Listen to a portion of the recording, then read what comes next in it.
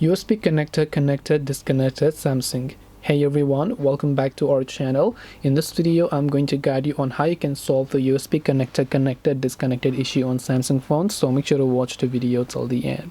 Now if you have the USB connector connected, disconnected issue on your Samsung Galaxy device, now to do this, first of all you can open up the settings application on your Samsung. Now if you have enabled developer options, that's fine, but if you haven't, go to about phone, go to software information, multiple tap the build number to enable developer options. Then after you enable developer options, just come back and look for developer options here.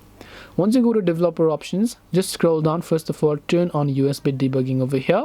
Then once you've done that, scroll down a bit further below until you get to default USB configuration. So here you can see default USB configuration, tap on it, set this to charging phone only, and it will remove that notification at the top which is connected, disconnected. So when you set this to any of this, it will give you that pop-up, set it to charging phone only, and then that should hopefully solve your problem. This way you should be able to go ahead and then basically solve the USB connected, disconnected on Samsung. Hope this video was helpful. If you have got any more questions, feel free to also leave them down below. Thank you for watching and see you in the next video.